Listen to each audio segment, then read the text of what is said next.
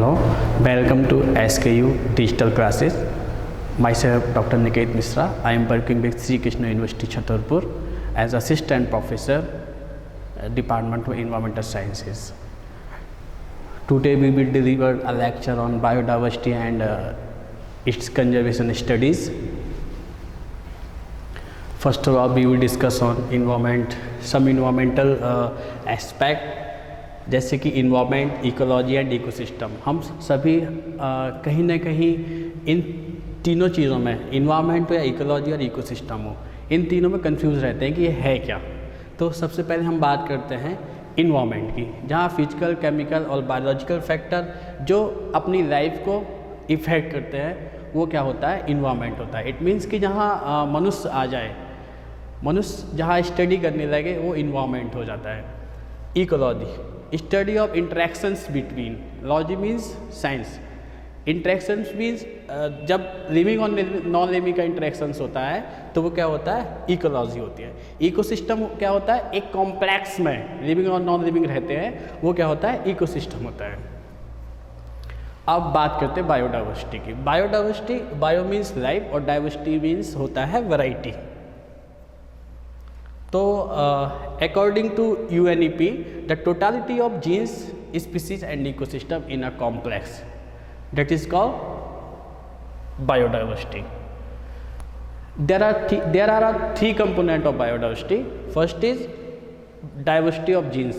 अब इसमें हम देख रहे हैं कि हमने जो जीन्स के आधार पे ये डाइवर्सिटी को रखा है तो डॉग की ही वैरायटी, बट इसमें बंगाल हो या रॉटविलर हो या पमेरियन हो, कुत्ते की वैरायटीज़ है, स्पीसीज डॉगी, लेकिन उसमें क्या है, उनकी जीन्स के आधार पे इसकी वैरायटी को हमने अलग कर दिया.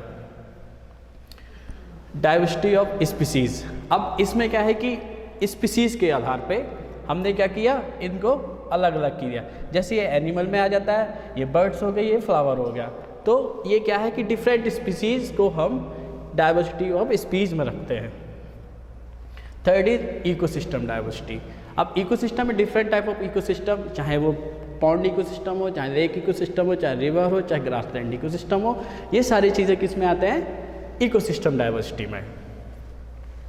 अब एक सिंपल का इंट्रोडक्शन है कि जो इंडियन सब कॉन्टिनेंट होता है कि उसमें कितनी स्पीसीज किस प्रकार से हमने उसको डिस्ट्रीब्यूट किया है. तो Indian subcontinent part of the oriental biogeographic region. India 70 mega biodiversity country in the world. और जब हम बर्ड्स की बात करते हैं तो 9000 बर्ड स्पीसीज जो है वो ओवरऑल अपने बर्ड्स अपने अर्थ पे हैं. फिर इसमें 48 फैमिलीज हैं बर्ड्स की. ये टोटली इसमें हमने बर्ड्स का बता दिया है. लेकिन अब बात करते हैं आगे फॉनल स्पीसीज ऑफ इंडिया. इसमें सारे faunal, first is flora and fauna.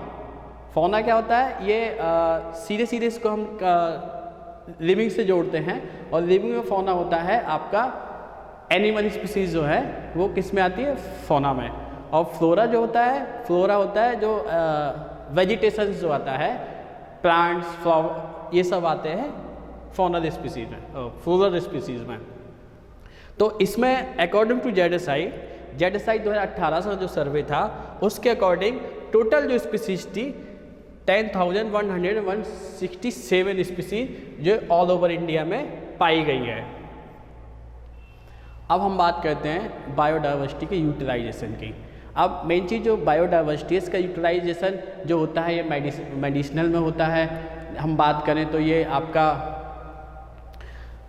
Timber में यूज़ होता है, टूरिज्म में यूज़ होता है, नेशनल पार्क्स, ये सारी चीज़ें क्या है कि ये सब अपन को बताते हैं कि इसकी डाइवर्सिटी की वैल्यू क्या है. अब what do we get from biodiversity. अब इससे हम क्या लेते हैं या हमें ये क्या देता है. ठीक है, बायोडाइवर्सिटी में ऑक्सीजन, प्लांट्स के थ्रू हमें ऑक्सीजन आती है. फूड, क्रॉप्स के थ्रू हमें फूड मिलता है, चाहे क्रॉप से हो चाहे प्लांट से हो, ये सारी चीज़ें हमें फूड देती हैं. क्लीन वाटर देते हैं. अब जैसे कि रेन वाटर आता है, उससे हमें क्लीन वाटर मिलता है, मेडिसिन मिलती है, एस्थेटिक्स वैल्यू होती हैं, कुछ जो आइडियाज़ अपने अंदर होते हैं. तो ये सब कहाँ से मिलते हैं, बायोडाइवर्सिटी से. Threats of biodiversity. अब हमें बायोडाइवर्सिटी को नुकसान कैसे हो रहा, तो इसके लिए हम देखते हैं हैबिटेट डिस्ट्रक्शन। जैसे वनों का कटाव होना, वनों का जब कटाव होता है तो बहुत सी ऐसी चीज़ें हैं जिसमें कुछ बर्ड्स के घोंसले होते हैं, कुछ एनिमल्स के घोंसले होते हैं। एनिमल्स जहाँ रहते हैं कुछ अपना घर बनाए होते हैं, तो इनका डिस्ट्रैक्शंस हो जाता है। तो इससे क्या है कि वो वहाँ से माइग्रेट कर जाते हैं, वहाँ से चले जाते हैं, तो कहीं ना कहीं उन्हें लॉस होता है इससे। पोल्यूशन, चाहे एयर पोल्यूशन हो, वाटर पोल्यूशन हो, मैराइन पोल्यूशन हो, कोई भी पोल्यूशन हो, ये सब क्या है, पोल्यूशन हमारी डाइवर्सिटी को नुकसान करते हैं। स्पीसीज इंट्रोडक्शन, अगर कोई भी स्पीसीज़ हो उसका जब तक इंट्रोड्यूस नहीं करेंगे, किसी चीज़ को हम नहीं जानते हैं, तो उसके कंजर्वेशन की बात नहीं कर सकता है। तो हमें उस पर्टिकुलर चीज़ को जानना होना चाहिए कि ये स्पीसीज़ क्या है, इसकी इम्पोर्टेंसी क्या है, इसके नुकसान क्या है, इसके फ़ायदे क्या हैं। फिर ग्लोबल क्लाइमेट चेंज, निरंतर हम देख रहे हैं ग्लोबल वार्मिंग से ग्लोबल क्लाइमेट चेंज हो रहा है। अब क्लाइमेट चेंज, दिन पे दिन टेम्परेचर का बढ़ना, बारिश का समय पे ना होना, या ठंड हद से ज़्यादा पड़ना, ये सारी चीज़ें क्या है, ये ग्लोबल क्लाइमेट चेंज है। फिर आता है एक्सप्लॉयटेशन, तो इसमें क्या है कि हमें किस तरह से उससे नुकसान हो रहे हैं, ठीक है। तो ये सारी चीज़ें हम क्या करते हैं, थ्रेड्स में पढ़ते हैं।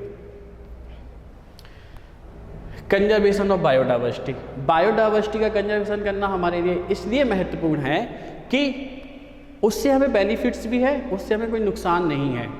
तो इसे हमें लगातार अगर हमें, जैसे कि biodiversity is a common concern of human kind and intelligent parts of the development process, तो ये क्या है, बायोडाइवर्सिटी ये हमें कुछ दे ही रहा है, इससे हम डेवलप कर रहे हैं अपने आप को, चाहे मेडिसिन के रूप में, चाहे टिम्बर के रूप में, चाहे सॉइल इरोजन, सॉइल कंजर्वेशन के रूप में, हर तरीके से प्लांट्स, एनिमल्स हमारे लिए लाभकारी ही है।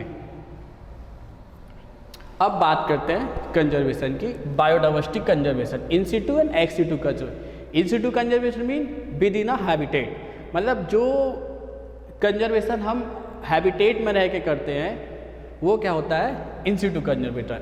X situ conservation outside of habitat, it means कि हम कंजर्वेशन उस जगह के बाहर भी कर सकते हैं, ले जाकर कर सकते हैं। जैसे हम इनमें एग्जाम्पल देखते हैं, प्रोटेक्टेड एरियाज, ठीक है, जैसे इसमें biosphere reserve, national parks, wild life sanctuaries, groves, lakes, ये सारी चीज़ें क्या है, इन सिटू कंजर्वेशन में आ जाती हैं, क्योंकि इन्हें हम एक जगह से दूसरी जगह नहीं ले जा सकते हैं। ये क्या हो गया, इन सिटू कंजर्वेशन। अब बात करते हैं एक्स सिटू कंजर्वेशन की। एक्स सिटू कंजर्वेशन मीन्स कि हम कुछ चीज़ें ऐसी जो हम बाहर ले जाके प्रिजर्व कर सकते हैं, वो सीड बैंक हो, बॉटनिकल गार्डन हो, या जू गार्डन हो, ये सारी चीज़ें क्या है, हम इन्हें कंजर्व बाहर ले जाके कर सकते हैं। अब बात आती है, जब बायोडाइवर्सिटी की बात करते हैं तो अब फॉरेस्ट एरियाज में जाते हैं। तो जो फॉरेस्ट जोन है, forest totally human and Seth के अकॉर्डिंग, चैम्पियन ऑफ सेथ के अकॉर्डिंग हमने टोटल 70 to 18 क्राइटेरिया जो रखे हैं उसमें हमने फॉरेस्ट को बांटा है।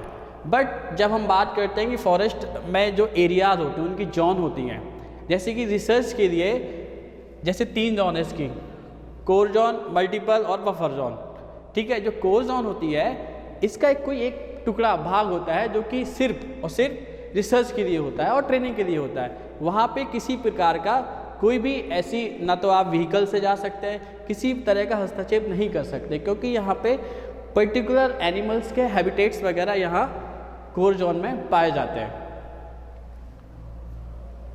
अब act related to wild life conservation, अब हम बात करते हैं, जैसे कि अभी हम बात कर रहे हैं कंजर्वेशन की, जिस तरह हम लोग कोई काम करते हैं तो उसके लिए भी एक कोर्ट होता है, तो इसी तरह जब हम वाइल्ड लाइफ का या किसी भी बायोडाइवर्सिटी का हास करते हैं, किसी को नुकसान पहुंचाते हैं, तो उसके लिए होता है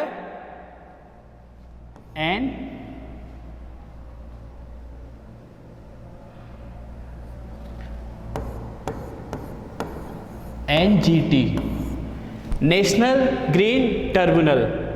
ये इन्वायरमेंट से रिलेटेड एक कोर्ट है, जो भी चाहे माइनिंग का हो, चाहे वाइल्ड लाइफ का हो, कोई भी केस आएगा वो जाएगा NGT में।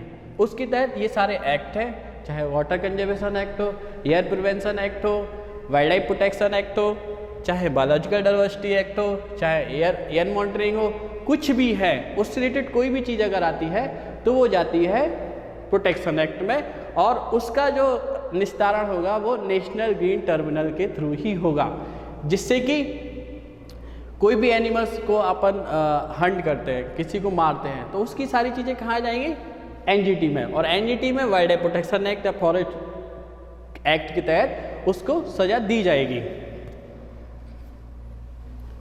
तो इस लेक्चर में जो हमने समझाना चाह रहे थे कि बायोडाइवर्सिटी होती क्या है, उसके इम्पोर्टेंस क्या होते हैं, उसको हम कैसे नुकसान पहुंचा रहे हैं और उसको हम किस तरह से कंजर्व कर सकते हैं, तो उसके कंजर्वेशन की स्ट्रेटजीज भी हमने इसमें बताई हैं। और इसके साथ हम इसमें यह बताना चाह रहे हैं कि ये जो लेक्चर है ये हमारे साथ साथ ये सभी लोगों के लिए इतना इम्पोर्टेंट है कि जिससे कि चाहे वो आपका फाउंडेशन कोर्सेस हो, बीएससी हो, एमएससी हो, किसी भी सब्जेक्ट में ये जो टॉपिक है ये सबके लिए महत्वपूर्ण है। Thank you.